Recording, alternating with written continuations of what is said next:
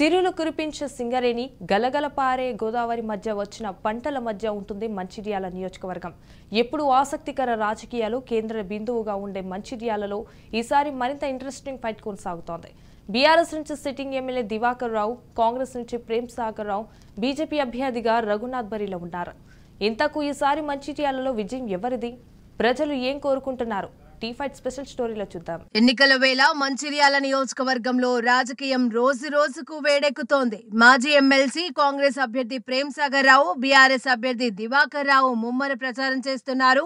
General స్థానంగా ఉన్న మంచిర్యాల నియోజకవర్గంలో Congress BRS మధ్య టఫ్ ఫైట్ కొనసాగుతోంది. ఈ నియోజకవర్గంలో 2,50,000 ఓటర్లు ఉన్నారు. ఇప్పుడు ఎమ్మెల్యేగా ఉన్న దివాకర్ రావు నియోజకవర్గ అభివృద్ధిని పట్టించుకోలేదనే ఆరోపణలు ఉన్నాయి.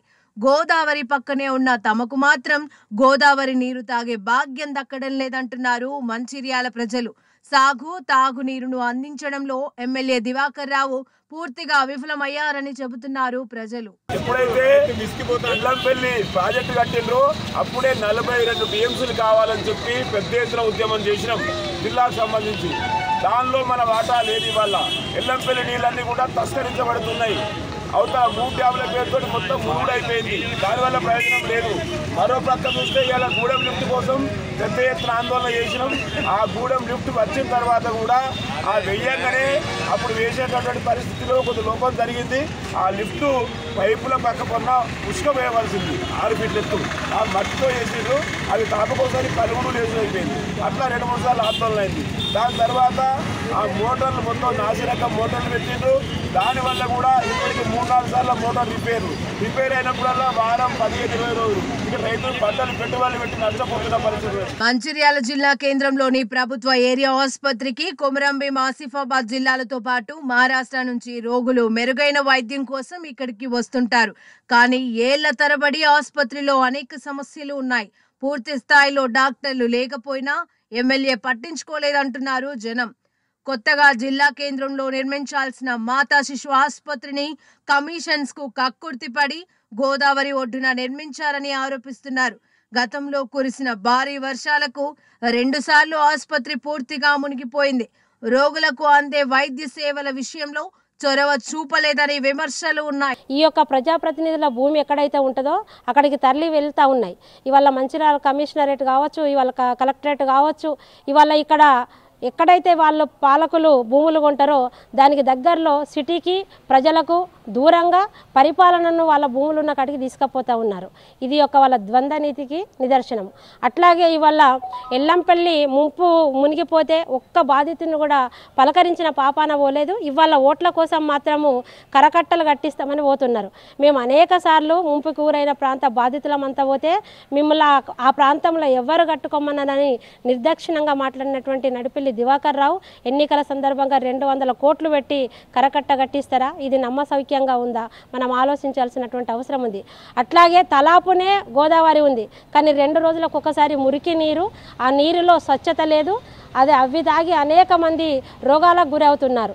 అట్లాగే ఈ ప్రాంతం నడిబొడ్డులో ఉండాల్సినటువంటి రోగులకు వైద్యాన్ని అందించాల్సినటువంటి గర్భిణీ స్త్రీలకు అందుబాటులో ఉండాల్సినటువంటి మాతా శిశును ఇక్కడి నుంచి తరలించి అనుకూలమైనటువంటి ప్లేస్లో మార్కెట్ యార్డు కట్టి మరి దాన్ని ముంపు ప్రాంతమైనటువంటి గోదావరి ఒడ్డుకు మాతా శిశుని తీసుకుపోయి లక్షల రూపాయల నీళ్ళల్లో పోసిండు. ఇవాళ ఈ అసమర్థ ఎమ్మెల్యే దివాకర్ రావు పరిపాలన ఇట్లా ఉంది కాబట్టి ఈ ప్రాంతంలో ఉన్న ప్రజలంతా కూడా ఆలోచించాల్సిన అవసరం ఉంది. నియోజకవర్గ రైతాంగానికి సాగునీరు అందించడం కోసం నిర్మించిన గూడెం ఎత్తిపోతల పథకం పైపులు ప్రతిసారి పగిలిపోతుండడంతో పంటలు దెబ్బతింటున్నాయంటున్నారు. మంచిర్యాల, లక్సెటిపేట మున్సిపాలిటీలలో నీటి సమస్య ఉందంటున్నారు ప్రజలు. మరో మున్సిపాలిటీ సన్పూర్లో ఎమ్మెల్యే అనుచరులు ప్రభుత్వ భూములను కబ్జా చేయడంతో పాటు మహిళలపై వేధింపులకు పాల్పడ్డా నివారించే ప్రయత్నం చేయలేదనే ఆరోపణలు ఉన్నాయి. ప్రతి సంవత్సరం పైపులు లేచుడు, వారు ఉన్న స్థానిక ఎమ్మెల్యే గారు ఏం చేస్తుండ్రు? రైతులు రోడ్డు ఎక్కకుండా ఏం చేయమంటారు? ఇదే 10 సంవత్సరాల క్రితం ఇదే వేసంగి నీళ్ళు మొదల కన్నెపల్లి, గంపలపల్లి పోయినా ఈ రోజు చందారం కూడా దిక్కులేవంటే మరి ఉన్న ప్రభుత్వాధికారులు నాయకులు ఏం చేస్తారు?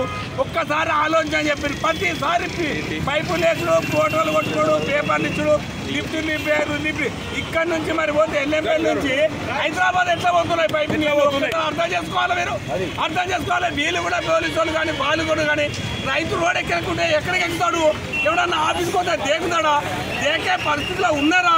సొంత పార్టీలోనే దివాకర్ రావుకు అసంతృప్తి ఉంది. 2018 ఎన్నికల్లో దివాకర్ రావుతో మాజీ ఎమ్మెల్యే అరవింద్ రెడ్డి కలిసి పనిచేయడంతోనే దివాకర్ రావు గెలుపు సాధ్యమైందని కార్యకర్తలు తెలుపుతున్నారు. గెలిచిన తర్వాత ఎమ్మెల్యే దివాకర్ రావు అరవింద్ రెడ్డిని పట్టించుకోలేదని ఆయన అనుచరులు ఆగ్రహంతో ఉన్నారు. అరవింద్ రెడ్డికి పార్టీలో సముచిత స్థానం కల్పించడం లేదని, ఈసారి దివాకర్ రావుకు మద్దతు పలికేదే లేదని అరవింద్ రెడ్డి బహిరంగంగానే ప్రకటించారు.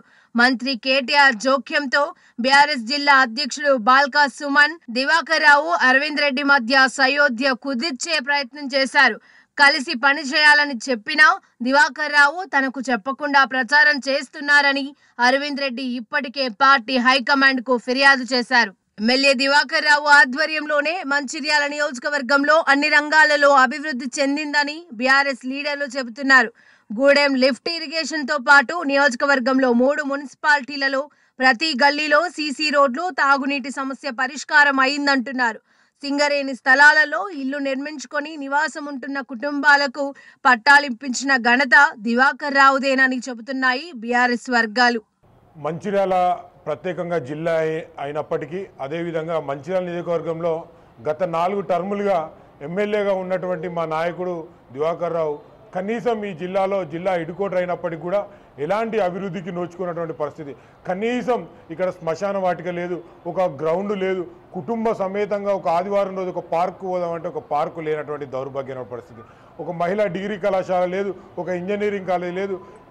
అదేవిధంగా కాన్స్టిట్యున్సీలో చూసుకున్నట్లయితే గ్రామ ప్రాంతాలు చూసుకుంటే కనీసమైనటువంటి నీటి కాలువల యొక్క ఏర్పాటును కూడా చేయనటువంటి పరిస్థితి. ఈ విధంగా అదేవిధంగా సింగరేణి ప్రాంతంలో సింగరేణి ఎంతోమంది నిరుద్యోగులు ఉన్నటువంటి పరిస్థితి. ఆ నిరుద్యోగులకు కనీస సౌకర్యాలు కల్పించనేటటువంటి పరిస్థితిలో ఉన్నది. ఏ విధంగా ఉందంటే అంగట్లో అన్నీ ఉన్న అల్లున్నోట్లో చెందంగా మంచిర్యాల నియోజకవర్గ పరిస్థితి ఉన్నది. రాబో రోజుల్లో ఇక్కడున్నటువంటి ఈ నాయకుడిని మార్చినట్లయితేనే ఈ నియోజకవర్గం అభివృద్ధి చెందుతుందని చెప్పి మా యొక్క అభిప్రాయం. కాంగ్రెస్ అభ్యర్థి ప్రేమ్ సాగర్ రావు తన తండ్రి పేరుపై చారిటబుల్ ట్రస్ట్ ఏర్పాటు చేసి నియోజకవర్గ ప్రజలకు ఎండాకాలంలో చలివేంద్రాల ఏర్పాటుతో పాటు అంబలి కేంద్రాల ద్వారా అంబలి పంపిణీ చేస్తారు. అధికారంలో లేకున్నా కొన్నేళ్లుగా నియోజకవర్గంలోని మహిళలకు దసరా కానుకగా చీరలు పంపిణీ చేస్తున్నారు. బీఆర్ఎస్ అభ్యర్థి దివాకర్ రావు కూడా దివాకరన్న పెరుగన్నం పేరుతో ఫుడ్ పంపిణీ చేస్తున్నారు.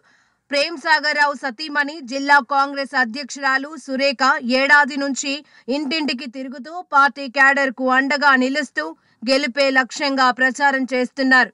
ఇతర పార్టీల నుంచి కాంగ్రెస్ లోకి భారీగా వలసలు పెరగడంతో మంచిర్యాల నియోజకవర్గంలో కాంగ్రెస్ పార్టీకి కొత్త జోష్ మొదలైంది. 2018లో జరిగిన ఎన్నికల్లో కాంగ్రెస్ అభ్యర్థి ప్రేమ్ సాగర్ రావుపై బీఆర్ఎస్ అభ్యర్థి దివాకర్ రావు 4000 ఓట్ల మెజారిటీతో గెలిచారు. గత ఎన్నికల్లో గెలుపునకు దగ్గరి దాకా వచ్చి ఓటమి పాలైన ప్రేమ్ సాగర్ రావు ఈసారి ఎన్నికల్లో తప్పకుండా విజయం సాధించాలని పట్టుదలతో ముందుకెళ్తున్నారు. ఈసారి ప్రజలు ఆశీర్వదిస్తే నియోజకవర్గాన్ని అన్ని రంగాలలో అభివృద్ధి చేస్తారని హామీ ఇస్తున్నారు. బీజేపీ నుంచి రఘునాథ్ పోటీ చేస్తున్నారు. గత ఎన్నికల కంటే ఈసారి మంచిర్యాలలో బీజేపీ తన ఓటు బ్యాంకును పెంచుకునే అవకాశం కనిపిస్తోంది. మంచిర్యాల నియోజకవర్గంలో బీసీల ఓటు బ్యాంకు ఎక్కువగా ఉంటుంది. ఈసారి కాంగ్రెస్, బీఆర్ఎస్, బీజేపీ నుంచి టికెట్లు ఇవ్వాలని బీసీలు డిమాండ్ చేసినా కేటాయించలేదు. బీఎస్పీ పార్టీ మాత్రం బీసీ అభ్యర్థి తోట శ్రీనివాస్ కు టికెట్ కేటాయించింది. ఈ నియోజకవర్గంలో అధికంగా ఉన్న బీసీలు ఎటువైపు మొగ్గు చూపుతారన్నది ఆసక్తికరంగా మారింది. ప్రధాన పార్టీల అభ్యర్థులు నువ్వా నేనా అన్నట్టుగా ముందుకు సాగుతున్నారు.